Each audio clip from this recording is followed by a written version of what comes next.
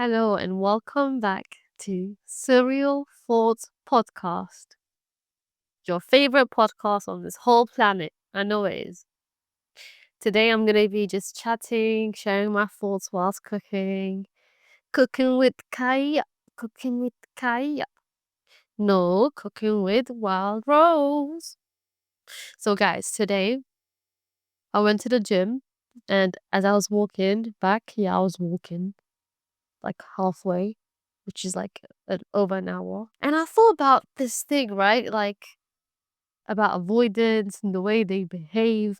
Essentially, when you're hurting someone else, you're hurting yourself because the pain just comes back around. And this is what made an avoidant to begin with because they were hurt by someone who treated them like they meant nothing. And they're out here now doing the same shit. Make it make sense. When will it stop?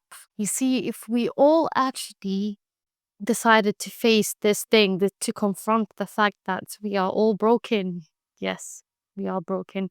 And it's okay. It's okay to not be okay. It's okay to be vulnerable. You don't have to act all tough while hurting people around you. That's a coward move. So I feel sorry for them. And sorry for myself that I had to come across some avoidance. But thank you, now I got my lesson. Yay, me. By the way, I'm gonna be cooking chicken, stir fry, noodles. Yummy, yummy in my tummy. What do you do if you love an avoidance? It can be very torturous emotions, feelings, experience. Because, man, I don't even need to tell you why. Like, we both know why. So what should you do? You could either decide that you deserve better and you will no longer put up with that shit, or try to guide them, try to make them become aware of their condition and why the way they behave is like that. And maybe they'll actually notice that there is something wrong that needs to be addressed and they just need someone to hold their hand gently. No, fuck them. No, I'm joking. Um, I mean, but you guys really do be messing us up. But like, what is your problem? Why you gotta do that to me, man? So, know what I noticed that I haven't really done a lot of in my podcast is story time. I noticed that I tend to be very private, and sometimes it bothers me because, like, the thing is, I have to think a lot about how I'm presenting myself. And not just that, but it's like sometimes if you share some stuff in the future, it could like get out of hand. And that's what I guess worries me.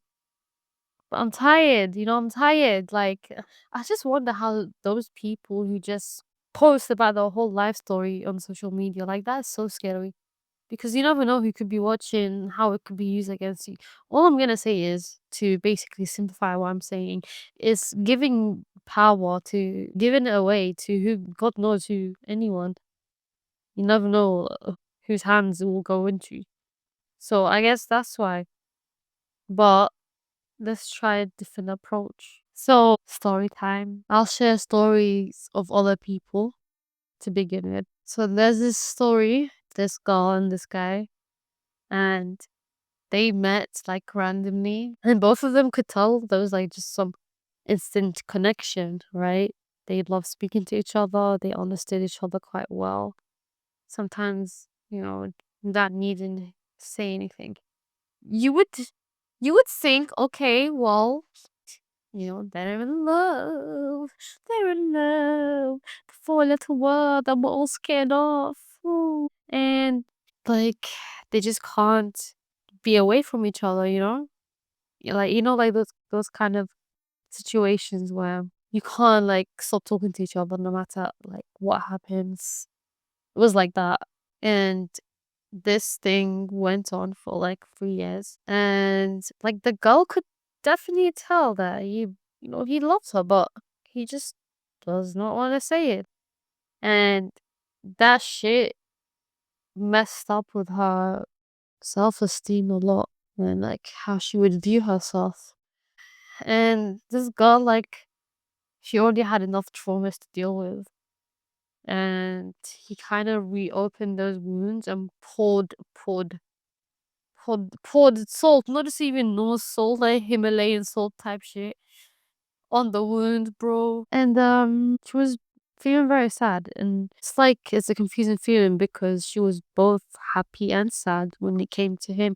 She would be happy to see him, but then she'd also get sad at the memories that upsets her, like how he made her try to feel like she's like not much. I mean, it's weird because he would make her feel all like beautiful, all this shit, but then also, I guess because he's insecure and he feels like he can't give her the life she deserves, so that she deserves better. So you push her away, and then would act in ways or would say something like funny, admitting that yeah, he did have feelings, and then backtrack on it and deny it and say that he never said it. So it was like very painful experience for her.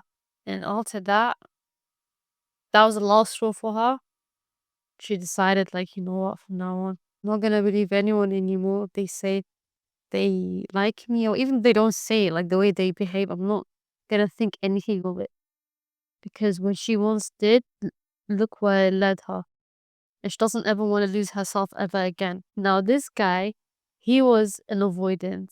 But the funny thing is, when he first met the girl, he wasn't an avoidant like that much. He became more avoidant. Perhaps they both triggered each other a lot, let's just say. It was sometimes toxic on both sides. But the girl should always be reacting to his bullshit, and that's why she would do the things that she done. And so eventually, but also like to mention, he would always get jealous if she's talking to some other guy or whatever's going on, but at the same time, he would not claim her. So at this point, with this girl, she started to feel very confused about love. What is love? At this point, she doesn't know what love is. Because how could someone act in all these ways that displays like signs of affection, signs of love? Like he acted like he actually loves her. So this is what happens when you deal with an avoidant. They mess up your whole system. You don't feel safe with anyone. You makes you doubt yourself a lot and backtrack a lot, and it's just not worth it. And the best way to deal with that shit is the more you become self-aware of who you are and knowing your worth, knowing what you have to offer, you realize, like, why am I wasting my time on this person who can't even choose me, can't even like claim me proudly at like in the obvious way in front of people, not being, do you know what I mean? Just not being a coward, not shying away from that. It's like actually stepping up to it. When you know who you are, you realize how beautiful you are, how unique you are. Why are you begging for this one person to see you? They'll never see you because they can't even see themselves. Because if they actually love themselves, they would never treat you the way they treated you. Because when you love yourself, you treat other people like how you would treat yourself, right? See, if you take a look around you, you notice the whole world is filled of people who just don't know how to love themselves. And that's why they hurt others. So that's why I talk about self-love a lot, because it's the answer to all the problems. You need to remember who you are. Stop doing this shit. Stop feeling like you're not worth it. Honestly, what is your problem? Sit in front of the mirror at least 10 minutes a day and say positive stuff to yourself. Trust me, just do it. Because the same way you're repeating negative stuff to yourself and you start to believe it, and then if it shows in your behavior, it shows in how you treat yourself, it shows in how you treat others. You need to do the same thing, but make it positive. Self-love. The affirmations, you need to repeat them over and over again. Repeat, stand in front of the mirror and tell yourself you're beautiful. Tell yourself you're worth it. Do it right now whilst you're listening to this. Look at the mirror. Notice all the small details in your face, your skin, and love it proudly.